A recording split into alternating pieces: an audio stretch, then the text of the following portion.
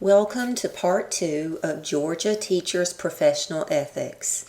If you have not yet viewed Part 1 of this series, please do that first and then return to this video.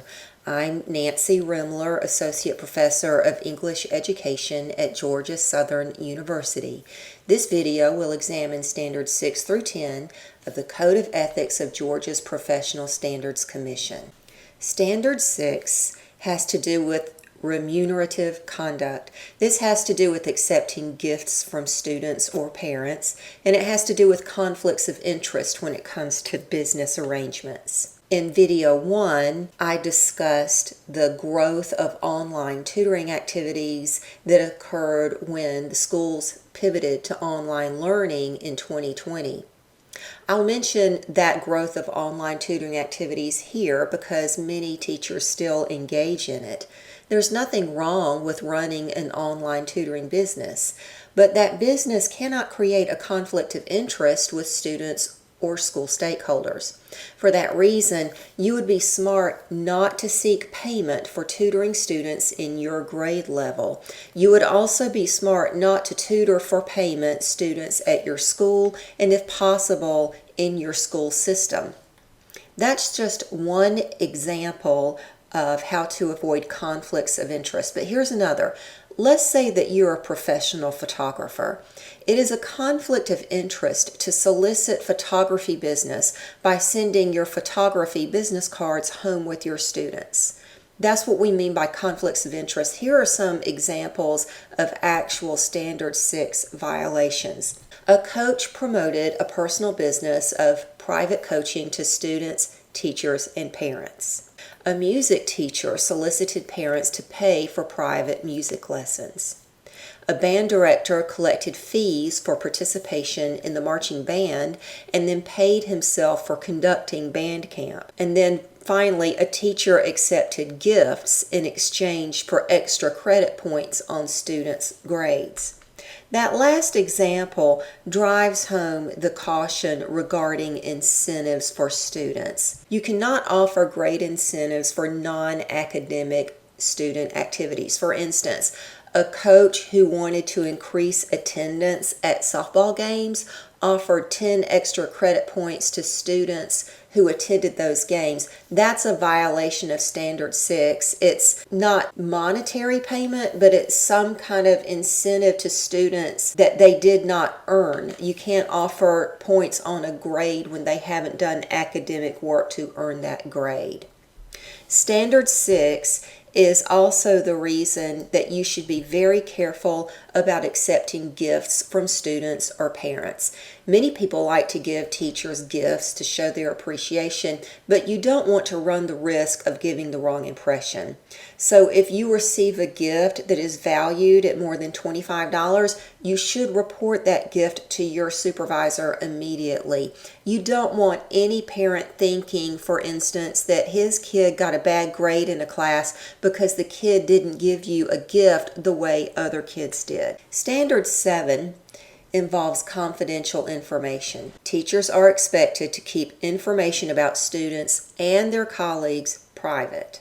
Any information, such as personal details, grades, IEP information, disability accommodations, health information, annual performance evaluations, disciplinary actions, insurance information, any information like that should not be shared with others. Sometimes teachers will inadvertently divulge private information, and this happens often when parents ask, why did this other student get a good grade when my son got a bad grade?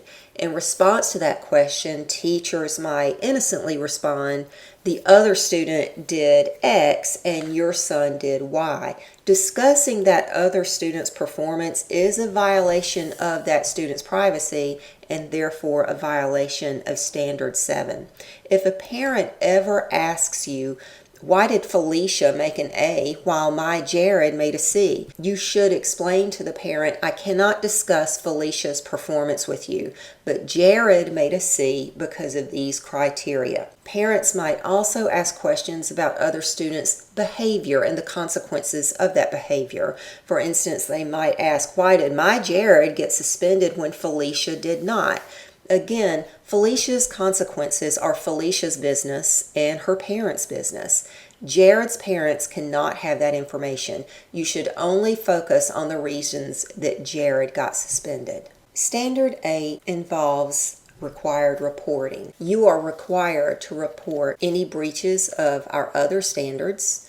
We've touched on that with Standard 4, honesty, but it doesn't hurt to mention that again. There are other situations that you are required to report as well. If you are aware that a colleague has violated the law, which is covered under Standard 1, then you are obligated to report it. Yes, this makes for some redundancy in the Code of Ethics, but if someone is violating the law, then it must be reported. The State Code of Ethics requires that we report such violations within 90 days of becoming aware of the illegal activity. However, as I mentioned in video 1, local school policies might make that reporting window shorter, so do be aware of local ethical guidelines. Crimes that must be reported include, but are not limited to, murder, voluntary manslaughter, aggravated assault, aggravated battery, kidnapping, any sexual offense, any sexual exploitation of a minor, any offense involving a controlled substance, and any abuse of a child if an educator has reasonable cause to believe the child has been abused. You will notice that a number of these crimes align with the crimes of moral turpitude that we discussed under Standard 1, but there are a few extras on this list. As for examples, I think we provided several of them when we talked about Standards 1 and 2, so I won't repeat myself here, but I will discuss a little further the required reporting in the instance of child abuse. In this practicum experience, you will conduct the mandatory reporting training. This ethical standard is aligned with that training activity. If you suspect any child abuse, you have 24 hours to report that suspected abuse to your supervisor. Remember that you are not an investigator. It's not up to you to be sure that the abuse has taken place. You're just a reporter. So if you suspect the abuse and you're not sure, still report it. Attorney DeVetter recommends reporting in 2 ways. First, as soon as you can, but certainly within that 24-hour window, report the abuse face-to-face with your university supervisor and the school principal. Some local policies require reporting to the school counselor, but if you report to the principal, he or she will make you aware of whether you need to do that. Then, via email, follow up on that report. It can say something to the effect of, I'm following up on my earlier report on this date about the suspected abuse. And that way, you have written documentation that you reported face-to-face and that you have reminded the administrator of that face-to-face report. This written documentation simply reinforces that you have met your obligation, but it also helps the administrator. School principals and counselors often juggle multiple cases of abuse at the same time, so this written follow-up helps them to manage all of that work, and it helps you to document that you've met your responsibilities. Standard 9 is a catch-all standard. It has to do with professional conduct. Educators are expected to behave according to generally accepted professional expectations. The expectations under all the other standards also apply here, but in addition to those behaviors outlined in the other standards, the public schools expect employees not to behave in such a way that would be considered a breach of contract. In other words, not doing what you agreed to do and not fulfilling your responsibilities on time. Any behaviors that impede the educator's ability to function professionally or that would impede a colleague's ability to function professionally. Standard 9 would apply to any behavior that would put an employee's health or safety at risk, and it would apply to any behavior that would put at risk the health, welfare, discipline, or morals of students. Some examples of Standard 9 breaches. Well, there was an educator that hit a student on the leg with a yardstick. That, of course, has to do with conduct with students, but it also has to do with professional conduct. There was an educator who allowed students into the school gym when they were not supposed to be there. That could possibly put the student's welfare at risk, but that was also the educator taking advantage of his or her position. And finally, there was an educator who allowed a student to skip gym class so that the student could babysit the educator's child. Again, this puts at risk the student's welfare and the student's discipline and morals. Each of these examples resulted in a 30-day suspension of the educator's license. Other examples of unprofessional behavior are the following. An educator allowed the students to have a free day in class while she attended to the activities of school cheerleaders. Her principal discovered this behavior when he walked in to do a teaching evaluation of her. And the final example, an educator skipped the school's open house, parent conference day, and post-planning days without approval from school administration. This last example would be constituted breach of contract because the teacher did not do what he or she agreed to do with respect to fulfilling the professional responsibilities. And the last standard is Standard 10, which has to do with testing. Teacher educators are expected to administer state-mandated assessments fairly and ethically. So the simplest way to explain this is just to say, don't cheat and don't enable others to cheat. That's the long and short of this standard, but it also applies to maintaining test integrity. Educators should not deny students the fair opportunity to complete tests, and they should keep the test environment secure. Most of you are too young to remember the Atlanta City Schools cheating scandal of 2009, but that cheating incident and the trials from 2014 and 2015 make school administrators especially sensitive about how they and their employees adhere to this ethical code.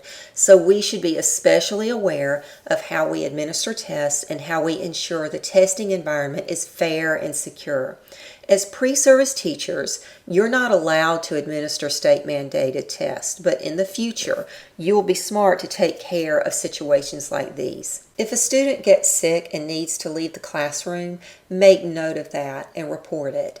If a student accidentally bubbles in answers in the wrong column, which happens a lot, make note of that and report it. There's nothing wrong with students erasing their answers, but when there's a large section of the test that's erased, it might raise eyebrows, and so just make note of what the student did and that he needed to change the answers that he put on the test sheet. If computers ever shut down, make note of that and report it.